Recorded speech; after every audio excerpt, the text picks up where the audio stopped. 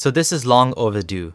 Farid Leaks, aka Farid al-Bahrani, aka Farid Responds, did an interview with a former friend of mine some time ago. He didn't miss any opportunity to try to make me look like I was a bad Muslim. He called it the real reason Samir left Islam with Aarij Anwer. I had this in my backlog to deal with properly, to respond to this and to show you just how petty and desperate these guys are when it comes to defending their religion.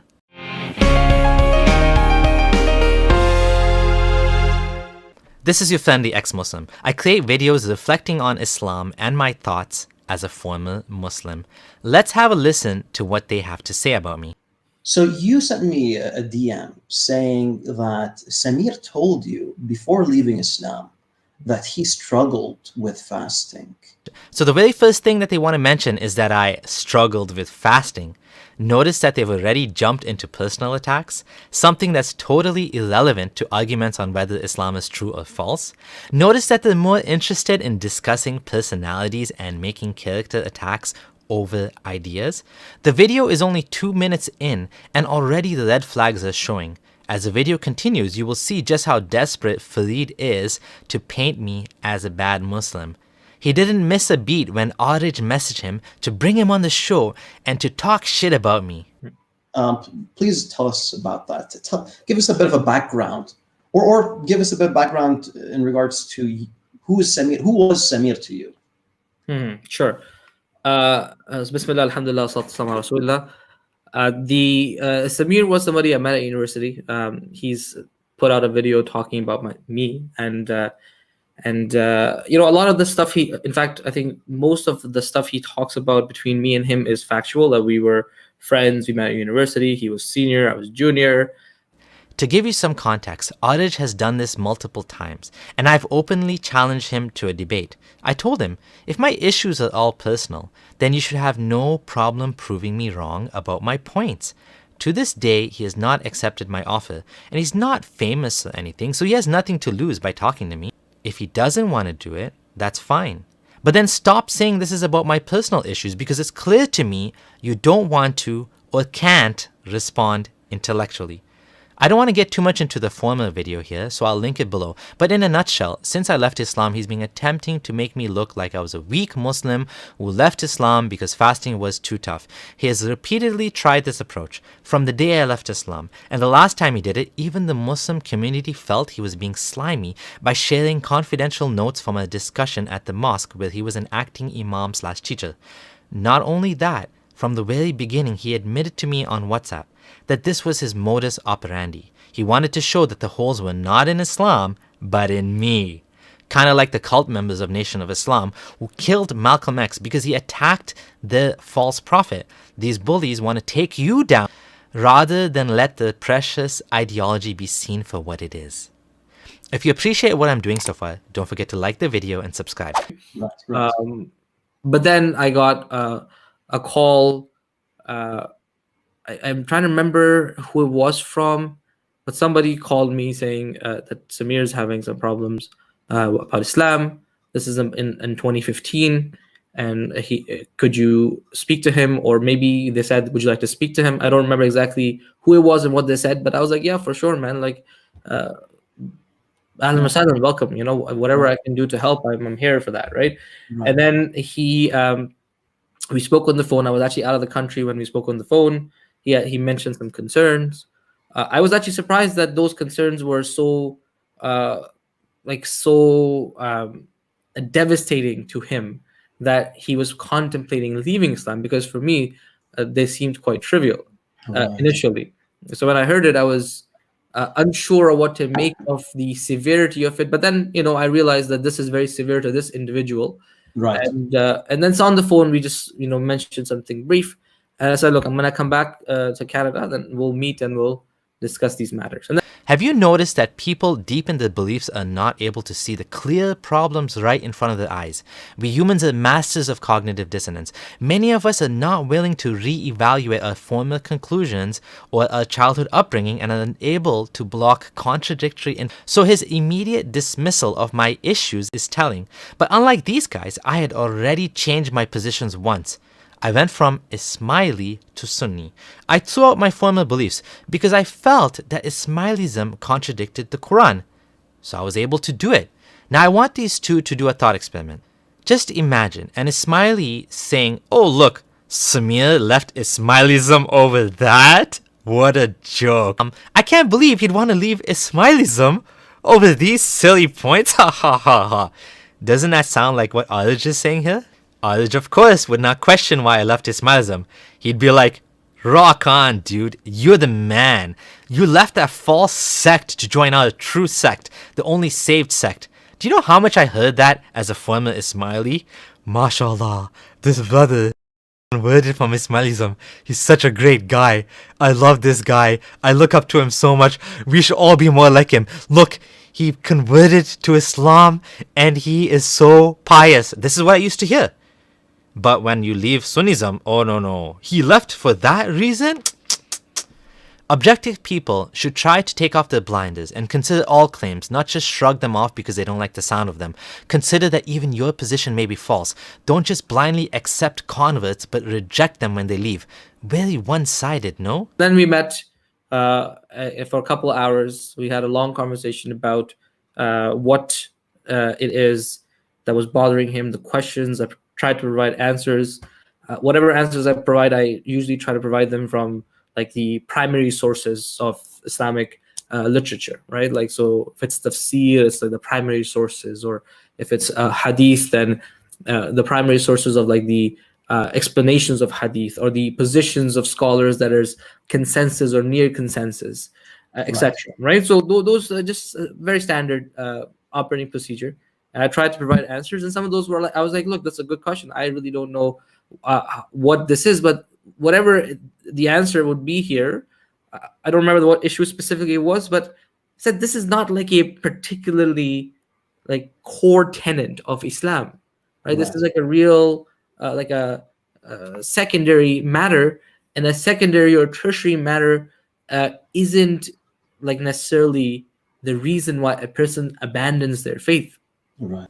Ah, even he admits, "I don't have all the answers, but it's not a big deal, bro. Just chill, bro. Not a big deal. So what if Muhammad did a bunch of terrible things and took away the rights of women, took away the rights of adopted children, and taught hatred of non-Muslims for 1400 years? Not a big deal that the Dhul Qarnayn story makes no sense, that he saw the sun setting in a murky pool, and that this sounds like a totally made-up story that just coincidentally matches another made-up story called the Alexander Syriac romance. Nah, it's not a core tenet of Islam. It's just a story in the Quran. Just believe in Allah and chill out, bro." Right, bro. But no, this is not how we should operate. If the religion has problems, that means it's not from God.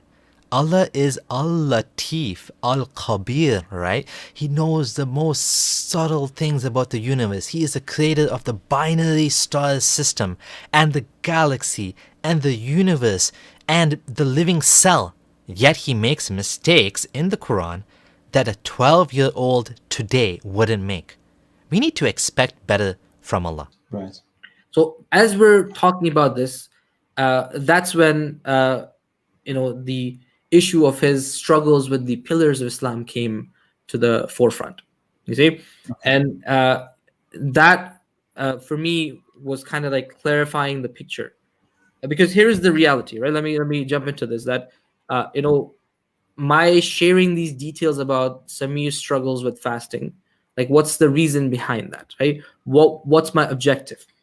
So the reason why he has to explain himself now is because he looks like a slime ball and bringing up things we discussed in private. And like I said, even many in the Muslim community told him off for this. Yet he doesn't want to quit. He's doubling down now in his interview with Farid. That's all he has to offer though. Samir didn't like fasting. Samir didn't like fasting. The objective is that, like, Islam, for us, the way we understand it, is built on pillars. When a pillar goes missing, like in a building, the building will collapse. Similarly, leaving a pillar of Islam with intent hastens the collapse of a person's Muslim identity. It hastens it exacerbates the spiritual struggle, which in turn leads to making an intellectual struggle even worse. Nah, bro, just be honest. You're trying to find any dirt you can throw at me because that's all you have. All you can come up with is he didn't like fasting or he found fasting tough. And yes, I found it tough. Watch my video on why I don't like Ramadan for more on this. You'll see that Ramadan is a really ridiculous and unfair system of fasting that is forced onto the Muslim world. Optional intermittent fasting with water is great. Ramadan fasting, or should I say feasting, is not. Right. So as I was grappling with the questions and answers, and also trying to figure out why are these questions so devastating to a person, that is when that information was provided by him to me, then it kind of became more clear to me that, oh, okay, there is actually an abandonment of a pillar of Islam with intent, and that, that's a spiritual struggle that is making the intellectual worse. Leaving a pillar with intent. What BS is this? Many Muslims I know have trouble with Ramadan fasting here in Canada. It's as long as 17 hours a day, repeated for 29 or 30 days. Heck, up north it's even 19 hours. Even some of my family members who live in some of the up north areas in Canada had a tough time with 19-hour fasts done day after day. You know the majority of Muslims don't pray 5 times a day, right? But many of them fast. I used to do both. For 15 years I did it. I fasted every single day in every single Ramadan, making up any missed fasts. Ask my wife. I even used to keep track of her missed fast for her because she was either pregnant or breastfeeding or on her period.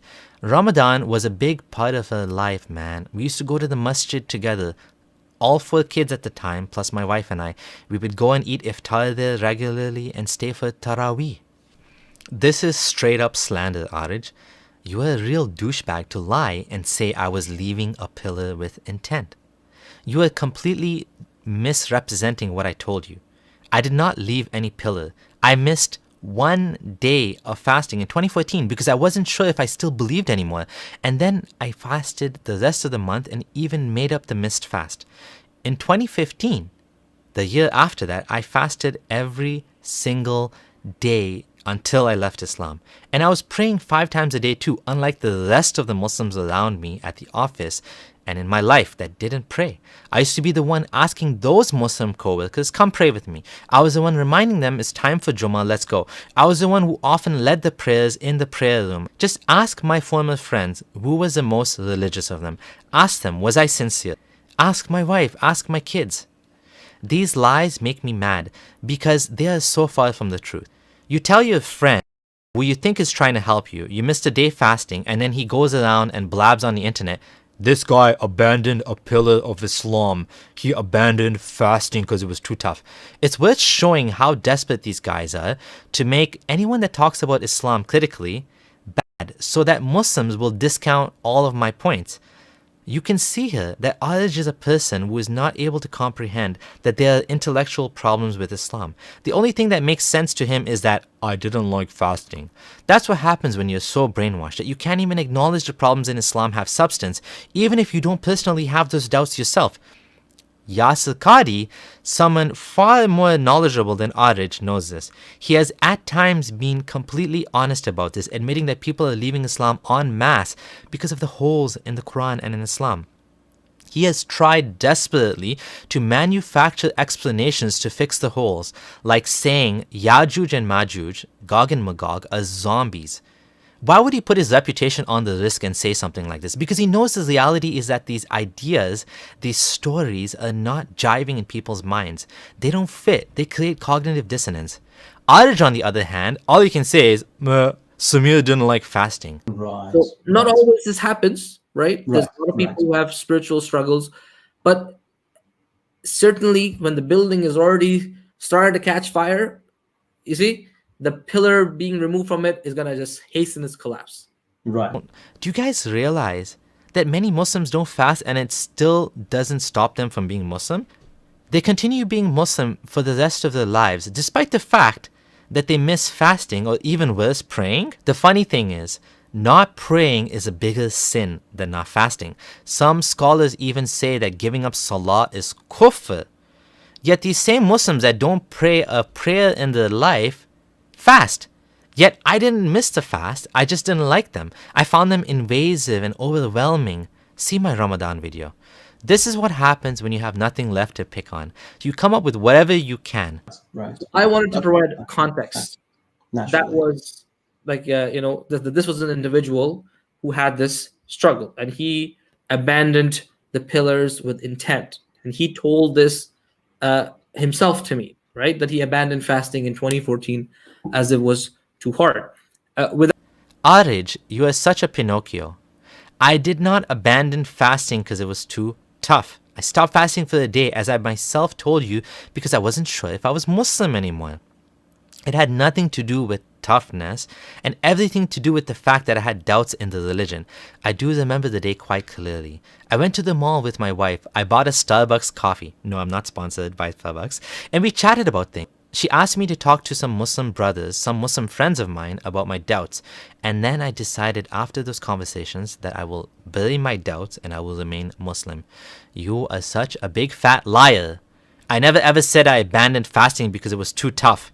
And if I abandoned fasting, how in Allah's name did I end up in the masjid for iftar in 2015 listening to Sheikh Dawood's butt tell me about how the scientists don't know anything and Allah knows better how he holds up the sky without pillars that we can see? That was a final straw that brought back all my initial doubts and made me end up leaving Islam after further investigation. You see, dude, your story is Swiss cheese. You took little pieces of what I said to make a story to make yourself feel better for wasting your precious lives over a lie because you don't want people to listen to me. Let's play your game. Samir abandoned fasting, so that's why he left Islam. Does that make any sense? Not fasting would make it harder or easier for me to be a Muslim. It would make it easier, Einstein. Let's say we go to the Imam and we say, Imam, is it better that I stop fasting because I find it too difficult, or should I just leave Islam? What do you think, Imam? What would the Imam say? Any reasonable Imam would say, okay, if you can't fast, then don't fast, but remain Muslim. Allah is merciful. Not fasting is a sin, but maybe one day you can make up for it. Maybe one day you'll get your Iman stronger. Would anyone tell you that not fasting is a sign that you should leave Islam or that'll make you leave Islam? It doesn't make any sense. Only a clown would say he missed fasting, he gave up fasting, so he became atheist. That's a complete non sequitur. People don't stop believing for that reason. People first have to believe and then they do the rituals, not the other way around. What kind of moron says the rituals make you a Muslim first and then you believe? Even the fast itself. It's not valid unless you first believe and you have the intention to fast before the fast starts. Ask any scholar. If you woke up late one day and you didn't know it's Ramadan and you didn't plan to fast and now it's Ramadan, is your fast valid? No. You can only do this for optional fasts. Without this context, a Muslim who's watching the video, as I was listening to his conversation when it was happening, would be like befuddled at how is this person leaving Islam based on these concerns, right? And they would then think perhaps that this is like a purely intellectual struggle that this what person was going through. And then his final conclusion is maybe even like a acceptable or maybe even a noble conclusion. Right. Now he admits it. If they can't find a way to slander me, people might consider that I was right about leaving Islam. That maybe it was even noble.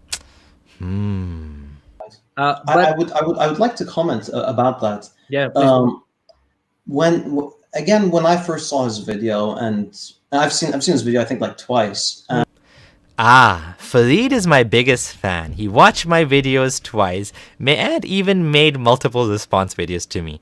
Hopefully he's a future ex-Muslim as well. And he comes off as someone who left Islam due to the shubuhat, due to intellectual issues, due to arguments that he had no answers for. That's what he comes off as. He titles the video, Abdullah Samir leaves Islam after 15 years of promoting it. When I read this, I thought to myself, oh my God, Abdullah Samir left Islam? And then I remembered, I was like, who's Abdullah Samir in the first place? I don't even know. So he markets himself, right? he markets himself as that guy, as Akhi Wallah al-Azim. I thought this guy was like not necessarily a scholar, but at least a high level student of knowledge. That's what I assumed. I assumed he was like a famous da'iyah. I had no idea that he was just this no. What did he do? How did he promote Islam? So you'll see, Farid tries to now go to something else. He tries to focus on the fact that I wasn't a scholar, but I never claimed to be one. He's trying to focus on this, that he was a nobody. Thing is, I never claimed to be anyone other than a dedicated Muslim that wanted to promote the deen in my own way. That's what I did. But I don't need to tell you that. Let Aarij tell you what I did. So what he did promoting Islam, and actually that's true. Yeah. He did promote Islam Yeah. a lot. But before I let Aarij finish, I'm going to point out something funny that you're going to see. As Aarij goes on and on, calling me a pioneer in the online Islamic dawah, providing a service to the Muslims before YouTube and social media and so on, and praising what I did, you'll notice Farid gets more and more uncomfortable. And so he tries to stop him and immediately changes the topic. Watch and see. So what he did promoting Islam, and actually that's true. Yeah. He did promote Islam a lot when he was a Muslim. Okay, and that's something that no one should take away from him. Yeah. He made websites that were ahead of its time. He had a website called Light Upon Light where he posted lectures. He had a really big project that was called Ayah by Ayah or something, or verse by verse Quran, where somebody was before. This is before, like all this information before. I think before social media, right? Like before Instagram and before all the web apps that we see. Sorry, not Instagram, but all of the web apps that we see today. Before all of the web apps and before all of the phone apps, right? In that era where there was already YouTube and Facebook, and the net was expanding into web apps. So he made many websites that were to get that information out there. Basically. Yeah, so resources for Muslims. That's what it was. Resources like a collection of video lectures on a site dedicated, right? So I would like to add. I would like to add. Farid can't take Aarij praising what I did and had to change the topic back to doubts since his attempt to use Aarij to slander me didn't work here. So yes, I assumed that it was as you put it well. It's just a matter of him being influenced by the shubuhat and him being influenced by the doubts, and he built this narrative by marketing himself in that way. Yeah, and that's why we're even doing this, because akhi, seriously, some random guy who had a website who put some lectures up. And yeah, that was good. It was good. I mean, it's a good thing to do. No doubt about it. Yeah, it was no doubt. However, he wasn't a student of knowledge. Not at all. He wasn't a student of knowledge.